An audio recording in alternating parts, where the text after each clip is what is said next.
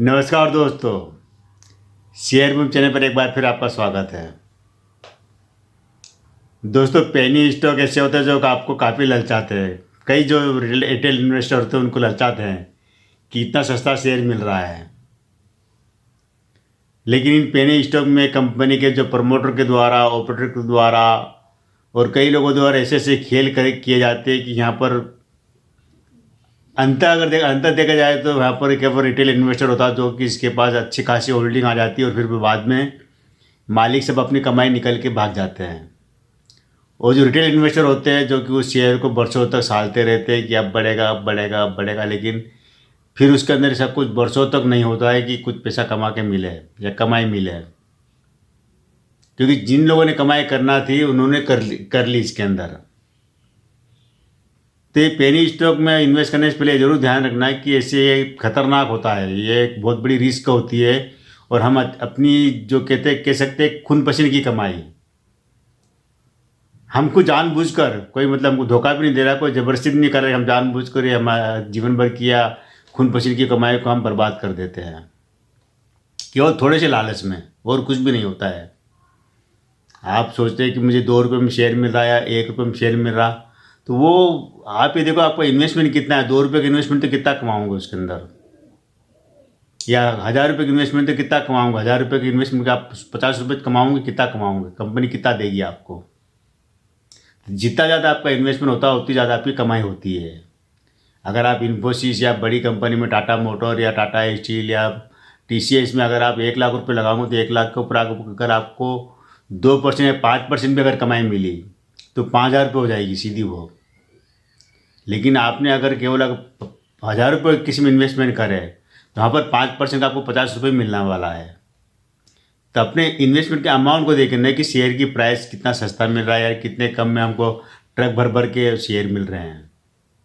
चमन अट्टी के शेयर ऐसे लगते हैं कि हमने 1 लाख शेयर खरीद लिए, 2 लाख शेयर खरीद लिए, लेकिन उससे कोई मतलब नहीं निकलता है। तो मेरे एक व्यूअर ने एक जानकारी मांगी है जीजी इंजीनियरिंग के बारे में, तो इसीलिए मैं इस शेयर को लेकर आया हूँ कि इससे आप लोगों को इन्वेस्ट करने से पहले कुछ थोड़ा आइडिया भी लग जाए और इस कंपनी में क्या घटा और किस तरह मालिकों ने इन्होंने इसके अंदर खेल किए हैं और कैसे मालिकों ने अपनी सारी होल्डिंग बेच करके पब्लिक को थमा दी। आज देखिए इसकी जो होल्डिंग में मालिक के पास की मात्र एक कह सकते हैं कि 2% होल्डिंग भी नहीं मालिक के पास, और 98% वो होल्डिंग पब्लिक लेके बैठी हुई है, रिटेलर लेके बैठे हुए हैं। जब यही अगर आप देखे जाए इसी कंपनी को 2020 के पहले देखा जाए तो मालिक के पास करीब 70% होल्डिंग थी, 65-70%। देखिए अब उल्टा हो गया। उल्टे से भी मतलब क्या कह सकते हैं कि मालिक ने सारी अपनी होल्डिंग बेच दी। तो क्या क्या घटा है इस कंपनी के साथ और किस तरह झूठी खबरें आई, सच्ची खबरें आई, किस तरह बनावटी बनाया गया, इसको सारी जानकारी आपको इसी वीडियो में मिलेगी। इन्वेस्ट करना न करना है केवल आपकी मर्जी रहेगी, मेरा कोई फोर्स नहीं रहेगा इसके अंदर। अगर आपने इसके अंदर बड़ा भारी इन्वेस्टमेंट किया हो तो आपको भी एक जो मुझे लगता है कि मेरे व्यूअर ने शायद इन्वेस्ट किया हुआ है इसके अंदर, जिन्होंने जानकारी मांगी है।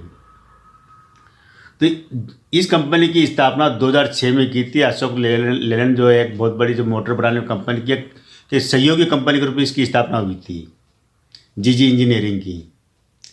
कमल बेरीवाल, विनोद बेरीवाल, संगीता बेरीवाल इसके मालिक हैं और आशीष गुप्ता भी इसके साथ में, चारों लोग इसके मालिक हैं और इसकी 2006 में स्थापना की थी इन लोगों ने। बताते हैं कि पहले ये कंपनी ये जो डीजल इंजन होते हैं उनके पार्ट्स वगैरह बनाती थी, लेकिन ये भी कहा जाता है कि ये डीजल इंजन भी बनाती थी। वो दोनों ही बात हो सकती है, पार्ट्स बनाना, इंजन बनाना एक ही बात है। इसके अलावा ये कंपनी काम करती, फैब्रिकेशन का काम करती है, स्टील का काम करती है और जो ढांचागत जो बुनियादी ढांचा जो होता है बिल्डिंग बनाने में, इनमें जो काम आती है मशीनरी वगैरह, जो पाइप है, स्ट्रक्चर बनाने का वो चीज़ें काम करती है। इसके अलावा जो वेल्डिंग वगैरह के सारे जो मतलब पूरा स्टील से जुड़ा हुआ काम इसका है, फ्रेमिंग वगैरह का इनका काम करती है कंपनी। साथ में इनका काम है जनरेटर सेट बनाना, डीजल जनरेटर सेट बनाना। वो काम भी इनका जो बड़े बड़े होते हैं 10 वाट से लेकर 2250 किलोवाट तक के ये जनरेटर बनाती है बिजली उत्पादन में। जो बड़े बड़े आप देखोगे ना अपार्टमेंट वगैरह में लगते हैं, तो वो बिजली उत्पादन 2250 मेगावाट तक के किलोवाट तक के ये जनरेटर बनाती है। काम अच्छा है, नाम भी अच्छा है, लेकिन खेल उसको भी कह सकते हैं, खेल बहुत बड़ा खेल है। खेल हुआ इसके अंदर।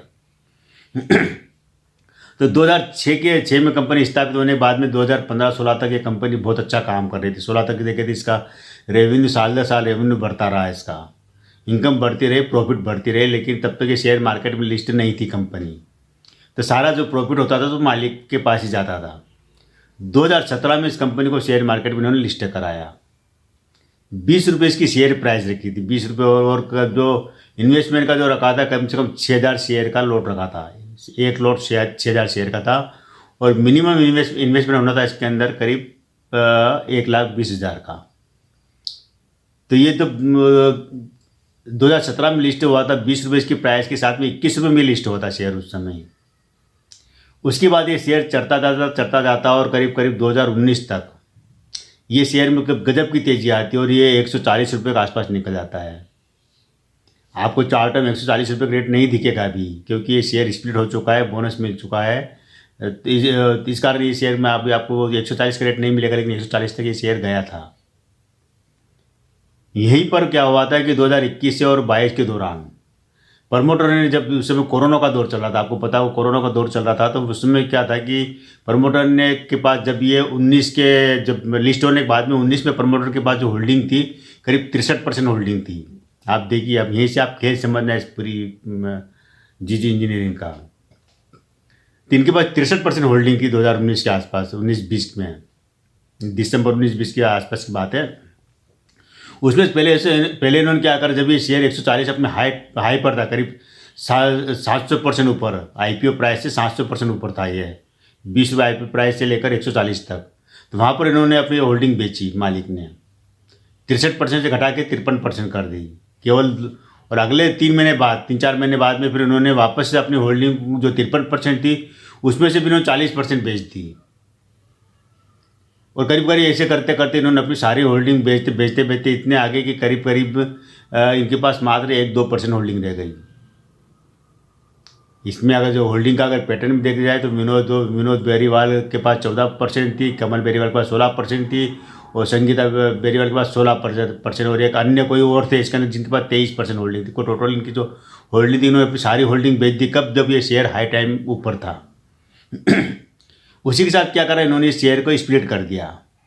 स्प्लिट करा मतलब क्या कि एक शेयर के बदले 10 शेयर करते, 10 भागों में बांट दिया, और बाद में हर 2 शेयर पे इन्होंने हर 3 शेयर पे 2 शेयर का बोनस दे दिया। मतलब आप ये कह सकते हैं कि जिसको अगर आईपीओ में 1 शेयर मिला हुआ उसको 15 शेयर में बदल चुका है। और इस तरह जो प्राइस घटते घटते आ गई थी, करीब 27-28 रुपये के आसपास आ गई थी। फिर इन्होंने जब अपनी होल्डिंग बेची, वहाँ से शेयर गिरते गिरते 8-9 रुपये के आसपास आ गया था। फिर ये शेयर गिरता ही चला गया और करीब 4.5 रुपये 5 रुपये के आसपास ये शेयर नीचे आया। और अभी जो 2023 के आसपास अगर देखे जाए तो पिछले अगर 7-8 महीने के अगर आप डेटा देखोगे तो ये शेयर करीब 1-1.5 रुपये के आसपास ट्रेड कर रहा था। तभी सितंबर में इसमें एक खबर आती है, ये खबर, उस खबर से शेयर वापस चढ़ता है। अब देखिए क्या हुआ था कि एक है एंटीग्रा एसेंशिया, उस कंपनी का काम है, वो भी एक पेनी स्टॉक है, ये भी पेनी स्टॉक है, दोनों का गठबंधन हो जाता है। मतलब गठबंधन की खबरें आती है, हुआ नहीं अभी। वो काम करती कपड़े बनाने का काम, उसका है कॉटन का, कपड़े का, यार्न इनका बिजनेस है, एंटीग्रा एसेंशिया। और ये काम करती है जो स्टील का, इंजीनियरिंग का, और इसका काम है। अब ये समझ में नहीं आता है कि कपड़े बनाने वाली कंपनी का और लोहे वाली कंपनी का आपस में गठबंधन क्यों हो रहा है, क्यों इनका विलय हो रहा है, और इसके मतलब क्या करेंगे दोनों मिलकर। ये आप सोचिए कि कहाँ तो कपड़ा और कहाँ लोहे वाले है। लोहे की कंपनी का और स्टील का, मशीनरी बनाने वाली कंपनी का मशीनरी के साथ विलय होता है तो वो तो एक समझ में आता है, लेकिन कपड़े बनाने वाली कंपनी के साथ इसके विलय की खबर आती है। ये अभी सितंबर 2023 की बात है। उसके बाद ये शेयर वापस चढ़ना शुरू होता है, और यहाँ पर जो मालिक ने जो अपनी होल्डिंग घटा कर 1.5% कर ली थी, 1.5 या ये 1.7 या 1.8 इसके आसपास है। इतने कम होल्डिंग करने वाला अब यहाँ पर प्रमोटर अपनी होल्डिंग वापस बढ़ा रहे हैं। अब प्रमोटर की होल्डिंग करीब करीब 2% के आसपास इसमें हो गई है। पिछले 2-3 क्वार्टर से इसमें आप देखेंगे, ये 2-3 महीने की बात है, 2-3 महीने में ही मालिक ने अपनी होल्डिंग को धीरे धीरे बढ़ा रहा है। अब ये होल्डिंग बढ़ा है कि वापस कहीं ना कहीं इसके अंदर वापस खेल तो शुरू नहीं कर रहे कि जो मालिक ने पहले भी 20 रुपये के शेयर को 140 के ऊपर ले जाके गिरा दिया और अब ये वापस 2 रुपये पर खरीद के वापस कहाँ तक ले जाएंगे ऊपर। तो लगता है आपको, उन्होंने मुझे पूरा ये भी भेजा था कि इसके अंदर मालिक ने वापस अपनी होल्डिंग बढ़ा रही थी, यहाँ पर क्या हो रहा है। तो ये बात जरूर ध्यान रखना है कि जहाँ पर ऐसे बड़े बड़े गेम होना शुरू हो जाते हैं, बड़े बड़े खेल होते हैं कि आप शेयर को पंप और डंप करना, मतलब नीचे से ऊपर ले जाना, ऊपर से नीचे गिराना, नीचे से फिर वापस उसको ऊपर ले जाना और अपनी होल्डिंग बेचना और अपनी होल्डिंग को वापस बढ़ाना।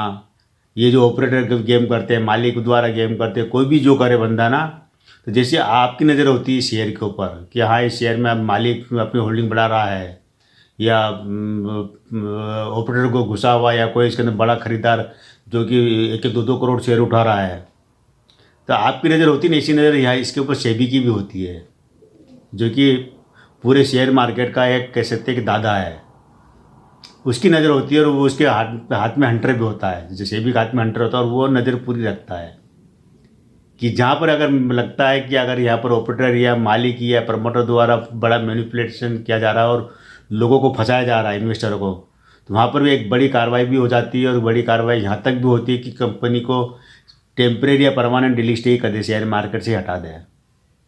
और जिस दिन अगर शेयर मार्केट से इस कंपनी को हटा दे, ऐसी कई कंपनी हट चुकी है, आप पूरा हिस्ट्री खंगालोगे ना, आपको आप गूगल पे आके डिलिस्ट कंपनी की सूची खंगालना, आपको 50 हज़ारों कंपनियां मिल जाएगी जिनको सेबी द्वारा इसी तरह इसी कारण से, जो ये कारण है ना, जो मालिक द्वारा शेयर को पंप डंप करना, तो वहाँ पर सेबी फिर ऐसी कंपनी को शेयर मार्केट से लात मार के बाहर कर देता है कि तुम हमारे इस मार्केट में रहने लायक नहीं हो। और वहाँ पर फंसते कौन, आप रिटेल फंस जाते हो। तो कहीं ऐसा ना हो कि आप 2 रुपये के चक्कर में इस शेयर को वापस इस खरीद के बैठ जाओ कि हाँ यार शेयर वापस अपने हाई लेवल पर जाएगा, और किसी भी दिन अगर सेबी ने इसके ऊपर एक्शन ले लिया, बैंड बजता है, फिर सबका ही बैंड बजता है और बैंड ऐसा बजता है कि वहाँ पर संभलने का मौका नहीं मिलता, फिर ये जरूर ध्यान रखना। तो आज केवल दोस्तों इतना ही, उम्मीद है आप समझ गए होंगे, शेयर खरीदना ना खरीदना आपकी मर्जी है।